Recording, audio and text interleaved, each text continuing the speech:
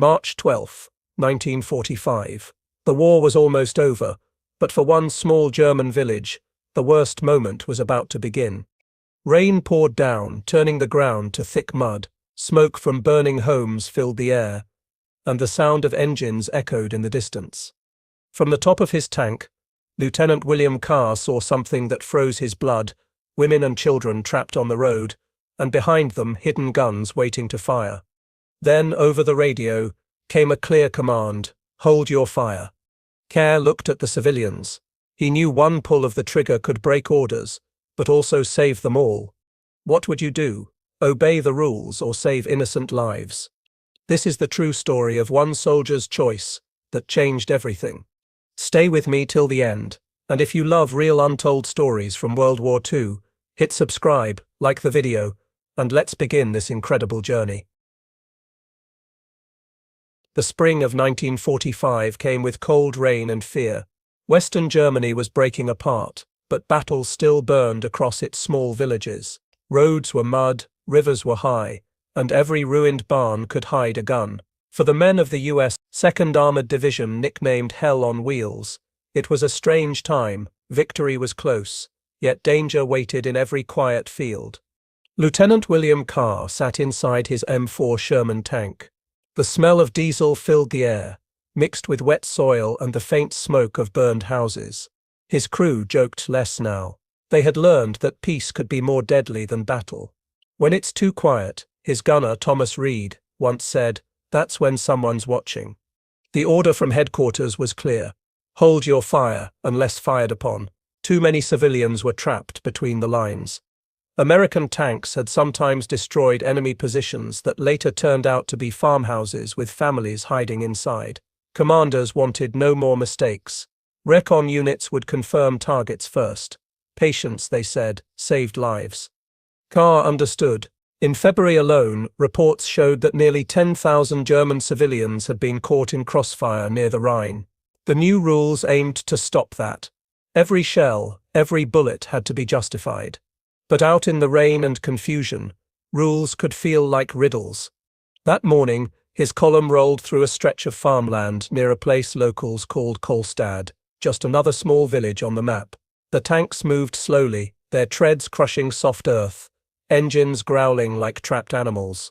Carr raised his binoculars. The fields looked empty at first, but the silence felt too heavy. Birds had stopped calling. That was never a good sign. Mud splashed against the tank as a truck passed carrying infantrymen, their faces hidden by ponchos.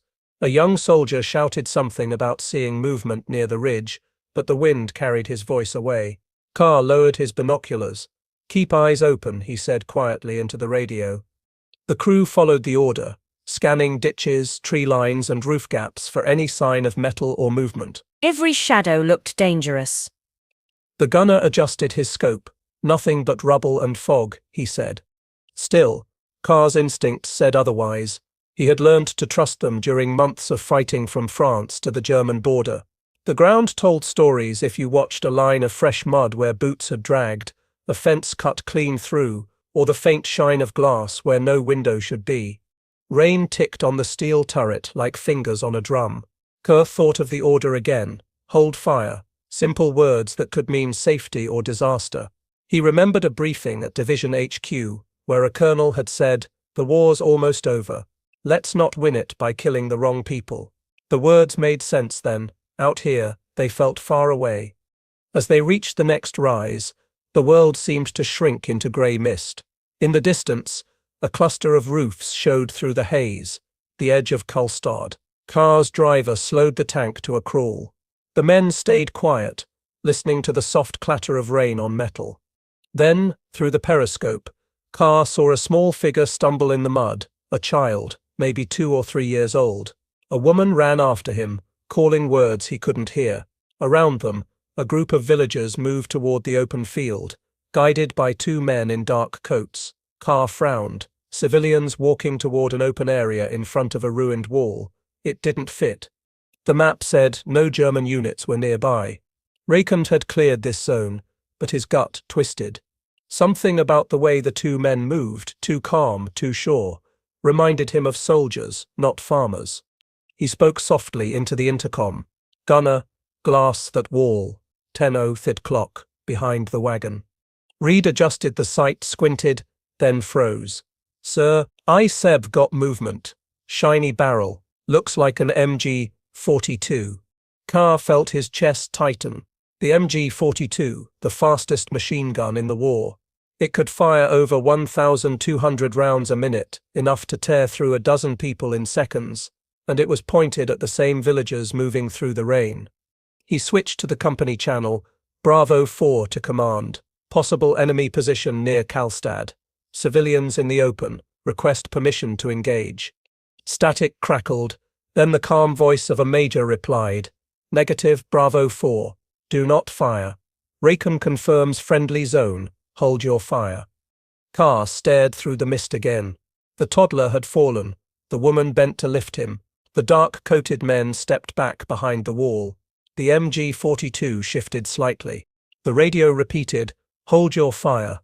Carr's finger hovered over the trigger switch. The tank's engine idled softly, like it was waiting too. Orders said wait. His eyes said act. The rain kept falling. Cold, endless, indifferent. And that was when he knew this was more than another patrol. This was the kind of moment that decided not just battles, but who a man really was. William Carr was only 24 years old, but war had made him look older. Before the army, he had been a farm boy from Kansas. He knew the smell of hay after rain and the sound of tractors at dawn. His hands had always been used to soil, not steel. Yet in 1945, those same hands guided a tank through the heart of Germany. At Fort Knox, Carr learned discipline the hard way. "Orders keep men alive," his drill sergeant had said. "One man's mistake can kill a company." Carr believed it. He had seen what happened when soldiers acted without thought. One wrong call could destroy a friendly squad or level a house full of civilians. That fear kept him strict. He followed rules because they gave shape to chaos. But the front lines were not training grounds. Out here, everything mixed together: civilians, soldiers, refugees, and spies. Even uniforms lied. Carr had once stopped a man dressed as a farmer who turned out to have a pistol and SS papers in his coat. Since then, he trusted what he saw more than what he was told. His crew trusted him too. Gunner Reed called him steady as a fence post. Loader McNeil once said, "If the lieutenant says duck, you duck. He's usually right." That morning near Kalstad, those men waited for Carr's word. One sentence from him would decide what they did next. Inside the tank, the air was hot and close. The smell of oil and metal filled every breath. Carr kept looking through his scope. The MG-42's barrel glistened again in the rain. He could see the shape of the gun shield, the ammo belt, and one of the men leaning forward, checking his aim. The gun was pointed straight toward the group of villagers. He thought about his orders: hold fire unless attacked. Those words had been repeated in every briefing for the past month. They existed for good reason. Since January, Allied forces had faced dozens of false alarms. German children had been used to lure troops closer. Some soldiers, shooting too quickly, had hit civilians. The commanders wanted no more mistakes. Carst's radio crackled again. "Bravo 4, confirm you understand the order, do not engage." He pressed the talk switch but didn't speak. What could he say? He understood, but he also understood what his eyes were telling him. If that MG-42 opened fire, it would cut down everyone in front of it in seconds. Women, children, maybe 20 people. And his tank was the only thing standing between them and the gun. He remembered his father's voice from the farm. If you see danger coming, you don't wait for someone to tell you to move. His father had been a calm man who believed in doing right, even when it broke a rule. Cal lowered his binoculars. "Reed," he said softly, "load one hay shell." The gunner froze. "Sir, we set her under order." "I know the order," Carr said quietly. "Just load it. Don't fit fire until I say." Reed hesitated only a moment, then reached for the shell. It was heavy and slick with oil. He pushed it into the breech with a dull metallic thud. The loader locked it in. The tank was ready. Outside, the villagers kept walking, unaware. The toddler slipped again, and the mother bent down to lift him. In that same second, Carr saw one of the men behind the wall raise his hand, the signal to fire. Carr didn't set wait. Gunner, target the wall, center mass. Range, 200 yards. Fire. Trade pulled the trigger. The cannon thundered. The whole tank shook. A bright flash split the rain. The shell hit the wall dead center, and the explosion threw mud, stones, and smoke into the air. The MG-42 vanished in a burst of flame and dust. The villagers screamed, dropped to the ground, then looked up, confused but unharmed. For a moment, nothing moved. Then, through the smoke, two dark shapes slumped forward, the SS men. Their gun was gone. Carr exhaled, realizing he'd been holding his breath. Over the radio came a burst of angry static. Bravo 4, you were ordered not to engage. Report immediately. Kerr didn't sten answer. He just looked through his scope again. The gun was gone, the threat gone, the people alive. Reed turned to him and whispered, "Sir, what do we tell them?" Carr looked at his crew. "We tell them the truth," he said, "that we fired one round and saved a village." Rain began to fall harder, washing away the smoke and the sound of the blast. In the distance, a child began to cry, but it was a living cry. Carr leaned back against the turret wall. He knew what was coming: questions, reports, maybe punishment, but inside a calm settled over him. He had broken a rule, yes, but he had also kept his promise to his father and to himself. Outside, the villagers slowly stood and looked toward the tank. Some raised their hands in thanks. Others simply stared in shock. The war had given them few reasons to trust soldiers. Today, it had given them one. And as the rain softened, Carr realized something simple but heavy. Sometimes saving lives meant standing alone. The smoke drifted away slowly, mixing with the mist and rain. The field was quiet now, except for the sound of dripping water and the tank's soft engine hum. Carr kept watching through his scope, making sure the danger was really gone. Bits of stone still rolled down from the broken wall. Two dark figures lay still where the MG-42 had been. "Ceasefire," Carr said softly. His voice was steady, but his hands shook a little. The radio buzzed again, louder this time. "Bravo 4, explain that shot. You had no clearance." Carr finally pressed the button. "Bravo 4 reporting. Enemy MG-42 confirmed. 2 SS down, civilians unharmed." There was a pause on the other end, then only static. The command post would not answer again for almost an hour. Carr knew why. They were deciding what to do about him. Outside, the villagers were slowly rising. The woman with the child looked toward the tank. She waved, unsure if she was allowed to. Carr waved back through the hatch. The small boy clutched her dress, eyes wide with fear and wonder. A few soldiers from the infantry unit came running up, rifles ready. One of them, Sergeant Lewis, climbed onto the tank side. "Sir, what the hell happened?" Carr pointed toward the wall. MG-42 ambush. They were using the civilians as bait. Lewis whistled low when he saw the wreckage. "You sure about that?" "Look for yourself." The sergeant walked closer, careful with each step. The smell of burned powder hung thick in the air. When he reached the wall, he called back. 2 dead SS, full ammo belt. "Sir, you saved them all." Carr nodded, but he didn't smile. "Get the civilians to safety," he said. "There might be more traps." While the soldiers helped the villagers, Carr sat inside his tank, writing down every detail in his small notebook: time, range, weather, and what he saw through the scope. He knew an investigation was coming, and he wanted the truth ready. By evening, a report came through Lieutenant Carr to report to Battalion HQ for questioning. The rain hadn't stopped, and mud clung to his boots as he walked to the command tent. Inside, 2 officers waited, Major Dunlap and Captain Reeves. Their faces were unreadable. The major spoke first. "Lieutenant, you were given a clear order to hold fire. Why did you disobey?" Carr stood straight. "Sir, I saw an MG-42 aimed at civilians. I believed immediate action was the only way to prevent their deaths." Reeves leaned forward. "Recon reported no enemy presence in that sector." With respect, sir, recon was wrong, Carr said.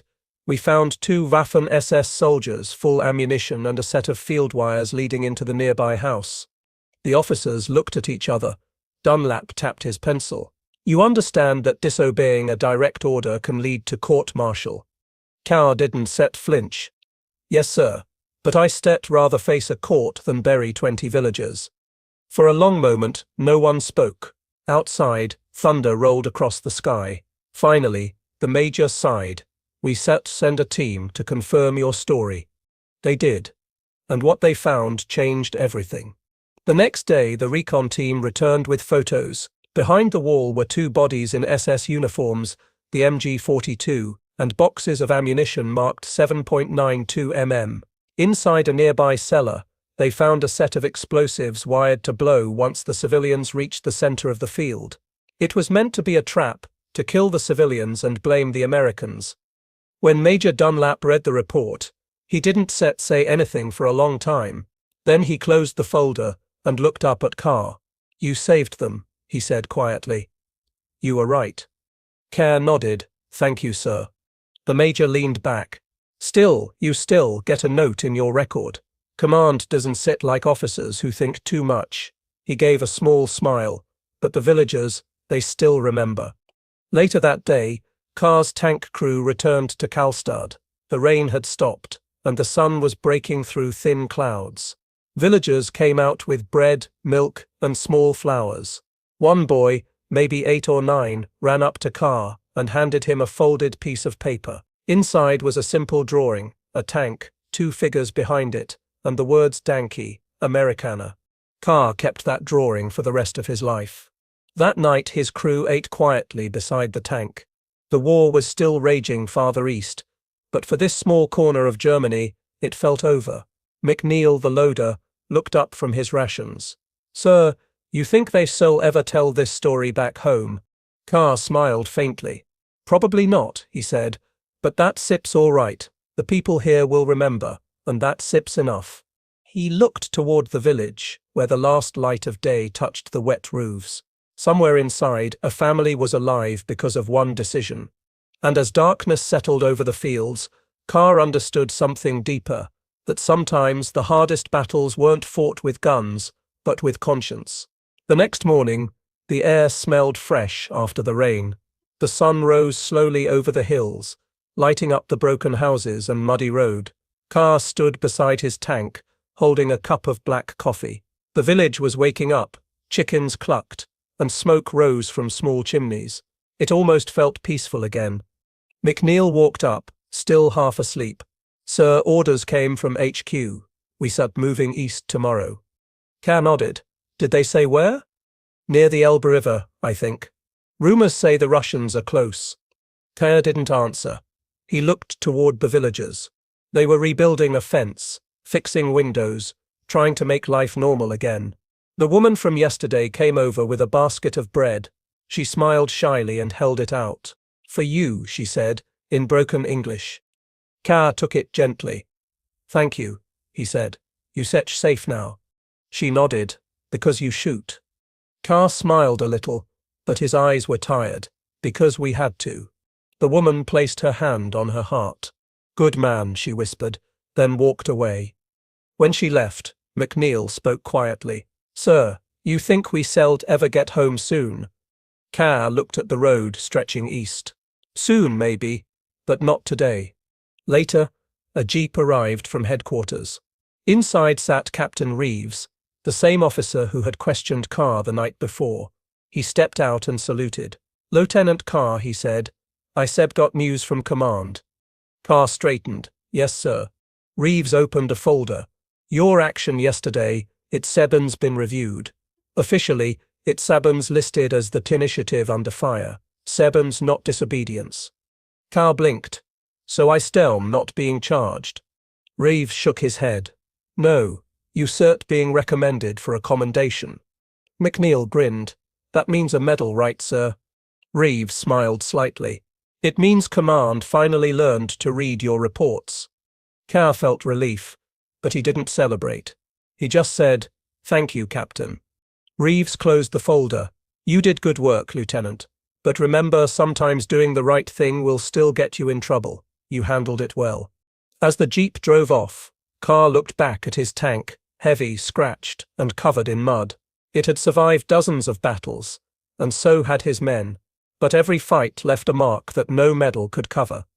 That night, as the men cleaned their gear, Carr wrote another note in his small notebook. April 1945, Karlstad. Civilians saved, disobeyed orders. Lesson learned, sometimes thinking is more dangerous than fighting. He closed the book and stared at the stars. The war was almost over, but its weight stayed with him. He thought of the two SS soldiers, young like him once. Maybe they also believed they were doing what was right, but belief, he realized, didn't make it true. A few days later, the unit rolled east. The roads were crowded with refugees, broken carts, and tired faces. Carr's tank moved slowly, its engine humming like a heartbeat. The crew stayed quiet, each lost in thought. When they reached a small bridge near the Elbe, Carr saw something that stayed with him forever: American and Soviet troops shaking hands across the river. The war in Europe was ending. Carr took off his helmet and watched in silence. He thought of Karlstad, of the villagers, of the little boy's drawing that he kept in his pocket. The world was broken, but it was still alive. He whispered to himself, "One choice can change everything." And then, quietly, he climbed back into the tank and drove forward toward peace. The morning light was weak and grey. Mist covered the fields, hiding broken fences and burned wagons. Inside his tank, Lieutenant Carr sat still, his hand on the radio. The voice of command had gone silent after one last warning. "Hold your fire, wait for confirmation." But confirmation never came. In front of the tank, the road curved into the village. Dozens of civilians walked slowly, holding white cloths in the air. They thought the road was safe, but Carr's binoculars told him a different truth. Behind a pile of stone, two SS soldiers waited beside a machine gun. They were not aiming at him. They were waiting for the villagers to get closer. Carr's chest tightened. He looked at his gunner, Private McNeil. "See that wall?" he asked. McNeil nodded. "Yes, sir. Something supple's moving." "That sep's not rubble," Carr said quietly. "That sep's an MG-42 nest." He looked again at the civilians. An old man holding a baby, a woman limping, a boy pulling a cart. 1 minute more, and they would all be in the line of fire. "Orders say hold fire," McNeil whispered. Carr felt the sweat on his hands. The rules said wait. His eyes said act. His heart said now. "Load high explosive," Carr ordered. "Sir." "Do it." McNeil hesitated, then followed the command. The tank sep's cannon hummed as the shell locked into place. Carr aimed just above the stone wall. His voice was calm but firm. "Fire." The cannon roared. The sound rolled across the valley like thunder. The shell hit the wall. A flash, a blast, then a wave of smoke and dust. Screams followed, then silence. The civilians dropped to the ground, covering their heads. Carr shouted through the radio, "Hold position, civilians safe, target neutralized." When the smoke cleared, the wall was gone. The two SS soldiers lay still. A third man crawled out, his uniform blackened, waving a white cloth. He was alive, but beaten. He dropped his weapon and fell to his knees. Kerr's men looked around in shock. They had just fired without permission. Every soldier in that tank knew what that meant. A court-martial, maybe worse. McNeil looked at Carr. "Sir, we just disobeyed a direct order." Carr answered softly, "We just saved 50 lives." The radio cracked again. "Unit Baker 3, report. Who fired that shot?" Carr pressed the button. "This is Lieutenant Carr. Enemy position eliminated. No friendly casualties." There was a pause, long, cold, and heavy. Then the voice replied, "Copy that. Hold position." No anger, no praise, just silence. Carr climbed out of the tank. The air smelled of burnt metal and wet earth. Civilians were crying, but they were alive. A woman ran to him, shouting in German, tears on her face. She pointed to the road, a child who had been thrown by the blast but was unhurt. She fell to her knees, holding Carr's boots. whispering thanks he couldn't understand but could feel. He knelt beside her. "It sets okay. You set safe now."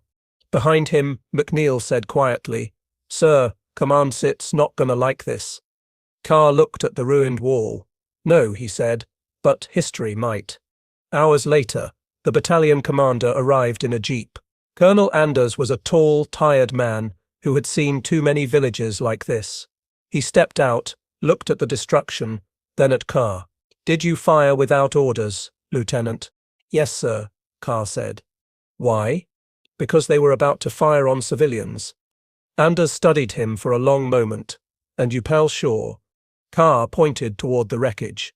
2 MG-42 Sayres, extra belts of ammo, wired charges ready to blow the bridge. They were waiting for us, or for them.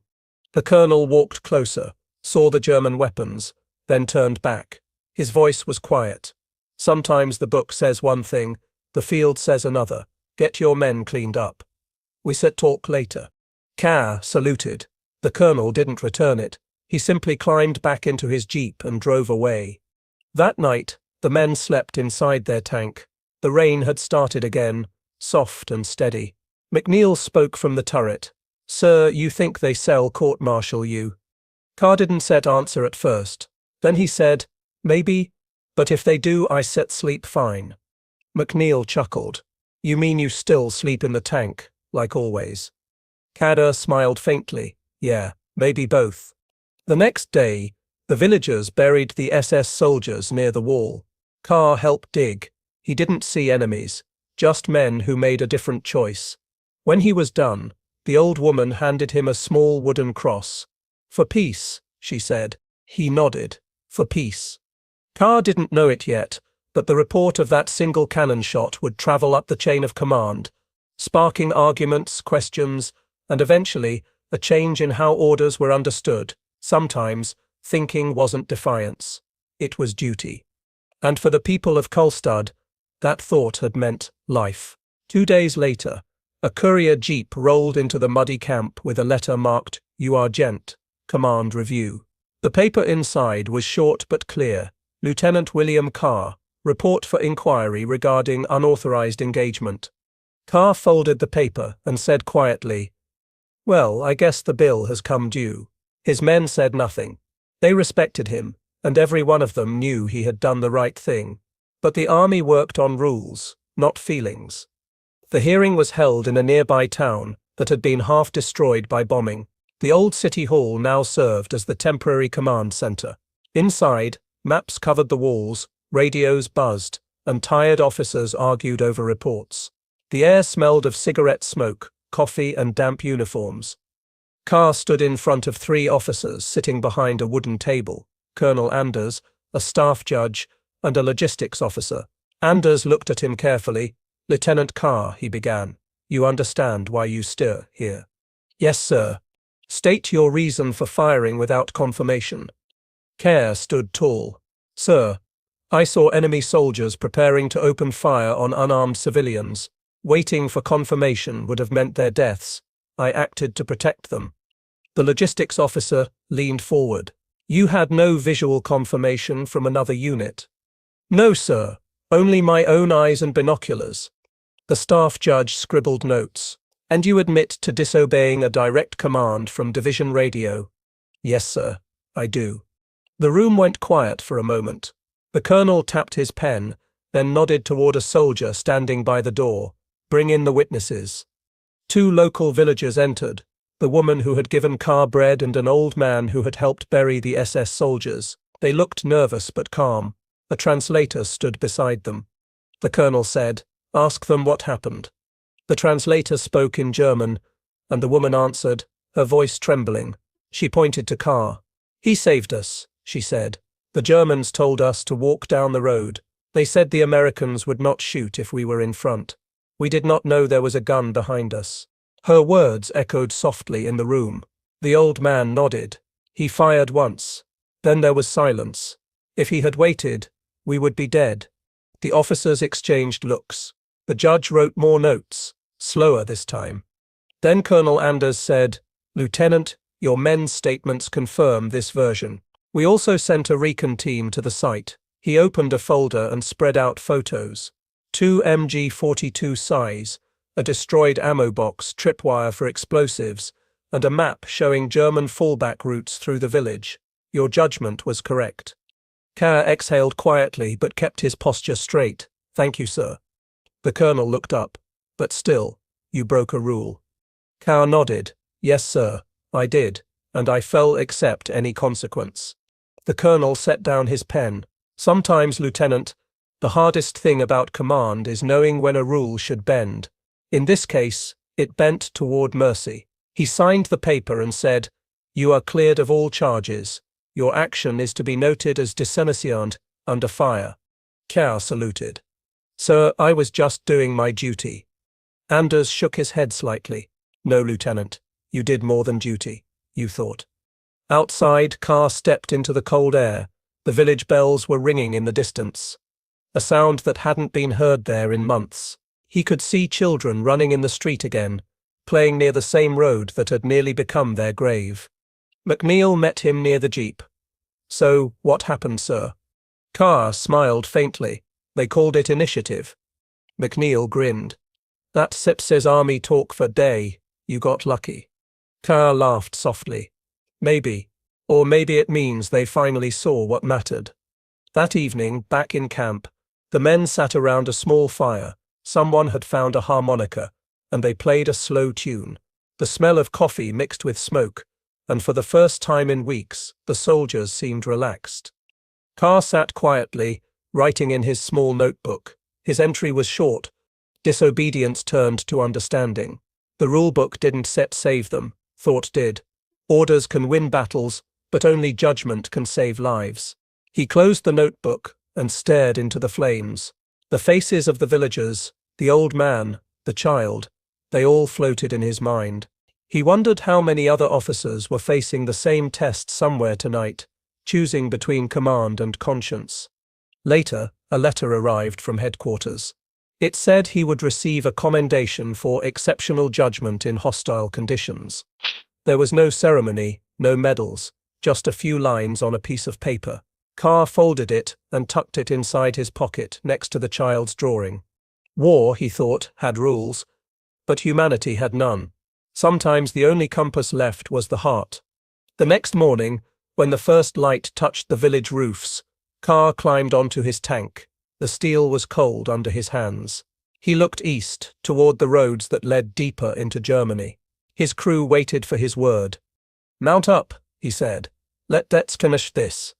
The tank's engine roared to life, shaking the ground. The villagers waved as the column rolled past. Some held bread, some flowers.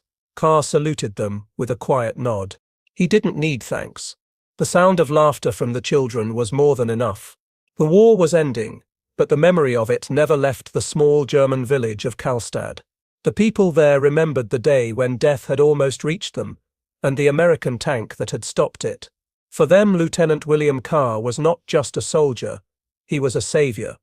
Weeks after the incident, Kerr's unit was still stationed nearby.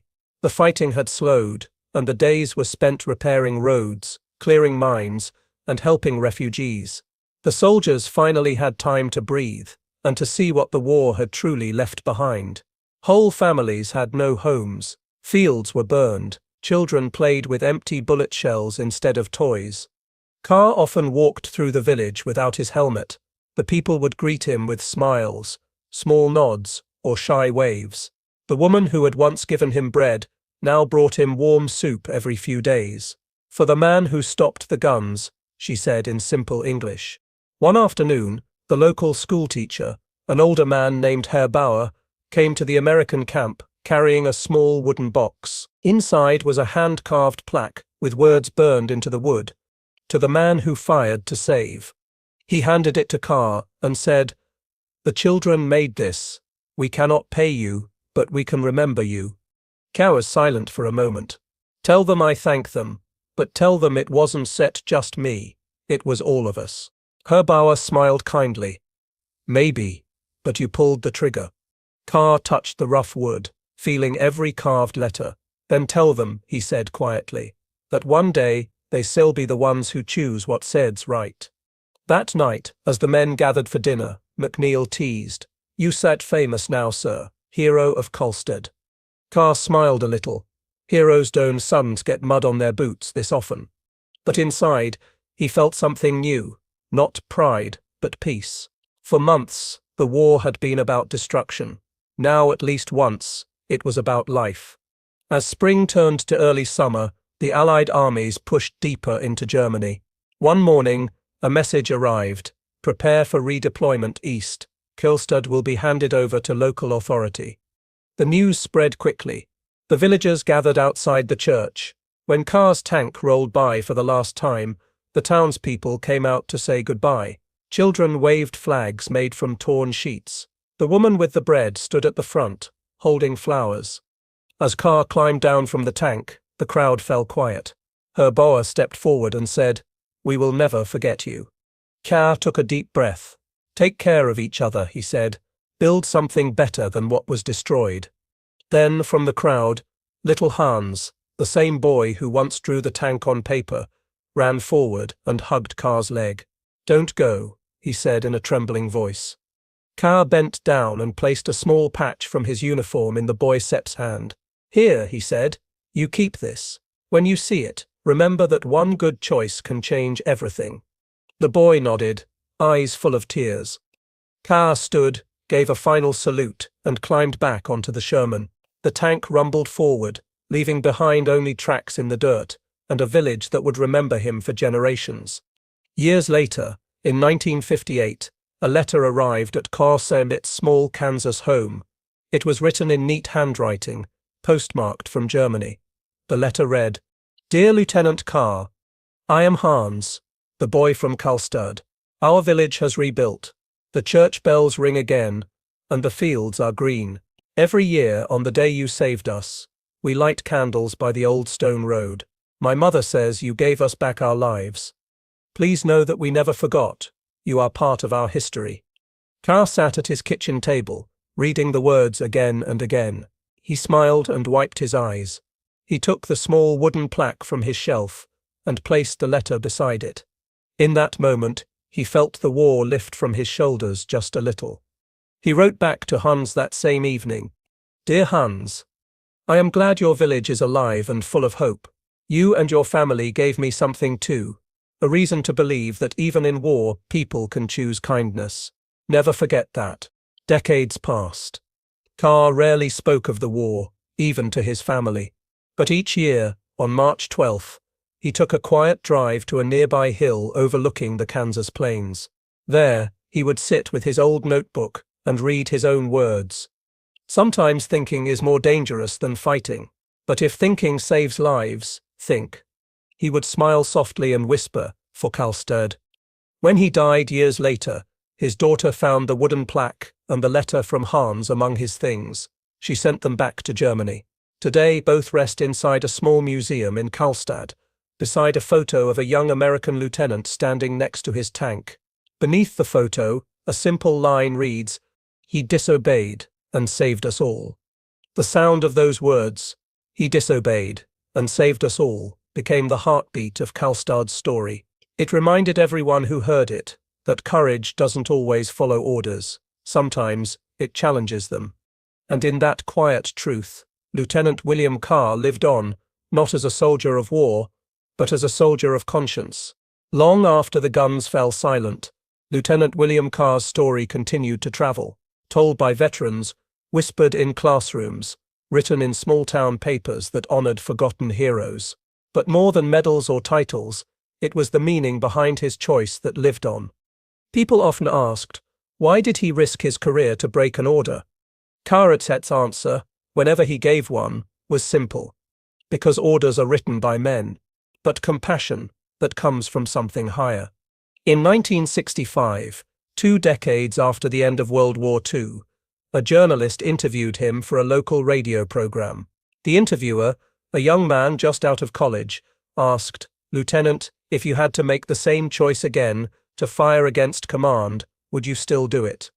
Carr thought for a moment before replying. "I studied do it faster," he said quietly, "because that day I learned that real duty isn't set about power or fear, it's sets about people. The day we forget that, we lose what makes us human. That short interview played across several American stations. Listeners wrote letters, veterans shared it among themselves, and even teachers used it in history classes. In one of those classrooms, in a rebuilt school in Karlstad, Germany, a teacher played the recording for her students. When Carr's voice echoed through the room, the children sat in silence. Then the teacher said, "That is the man who saved this village before most of you were born." A girl in the back raised her hand. "Miss, why did he help us? We were the enemy." The teacher smiled sadly. "Because he didn't see enemies, he saw people." Years rolled on. The world changed. New wars came and went, each with their own orders, their own impossible decisions. But Carr's moment in Karlstad remained a quiet lesson, one passed from soldier to soldier, from parent to child. In 1983, Hans, the same boy who had hugged Carr's leg, was now a grown man, a teacher, and a father. That year, he stood in front of his class and told them the story of the American lieutenant. He pointed to a black and white photo on the wall, framed above the chalkboard. "This man," Hans said, "did not come here to destroy. He came here to choose." The students listened closely as Hans described the rain, the mud, the broken wall, and the two SS men with the hidden machine gun. He told them how a single shot had saved dozens of lives, not to glorify war, but to show that humanity can still survive inside it. When he finished, a student asked softly, "Do you think we would have done the same?" Hans looked out the window at the peaceful fields beyond the school. "I hope," he said, "that you never have to find out." Back in America, Carr's daughter, now in her 30s, received another letter from Karlstad. It was written by Hans's son, a young man studying history. "Dear Miss Carr, I never met your father, but I grew up hearing about him. Every year we walk the same muddy road where his tank once stood. We light candles and tell the story again. He may have left our village, but his courage stayed. Please know that the people of Karlstad still thank him, and we thank you for sharing him with the world." She wrote back with a photo of her father in uniform and a few words. He never thought of himself as a hero. He only wanted to do what was right. The letter exchange began a tradition, American and German families writing to one another, sharing stories, drawings, and lessons from the past. Each year on March 12th, both families sent messages of peace. By the 1990s, Karlstad had grown into a quiet green town with cobblestone streets and a new museum built near the church. Inside it, one small corner was dedicated to Lieutenant Carr and the American 7th Armored Division. Visitors could see his photo, his wooden plaque, and a replica of the patch he gave young Hans. Every spring, schoolchildren still came to listen. The guide would end every tour the same way. He was told not to fire, but he fired once, to stop death, and in doing so, he saved us all. Carr's story spread beyond Karlstad. It appeared in documentaries, history journals, and even online forums where people shared forgotten moments of compassion in war. Some called him a rebel, others called him a hero, but most agreed his act was a reminder that even in the darkest times, light can come from the smallest choice. In one such documentary, a historian concluded, "Carr did not fight against orders. He fought for life. That difference defines true courage." Today, when people visit the Karlstad Museum, they often pause before the display case. The small wooden plaque still reads, "To the man who fired to save." Below it, a simple note from Hans's family says, "Because one man thought before he obeyed, we are here." The story continues to inspire soldiers, teachers, and ordinary people around the world. It reminds us all that history isn't made only by those who follow orders, but by those who think, feel, and choose humanity when it matters most. And so, as the years pass, the spirit of Lieutenant William Carr lives on, not through war stories or medals, but through the quiet hope that one person's courage can still change the course of many lives. If you enjoyed this story and believe such forgotten moments of courage should be remembered, please subscribe to our channel, leave a like, and share this video. Every click helps us bring more untold stories of humanity, bravery, and hope back to life. Because sometimes, the smallest stories carry the biggest truths.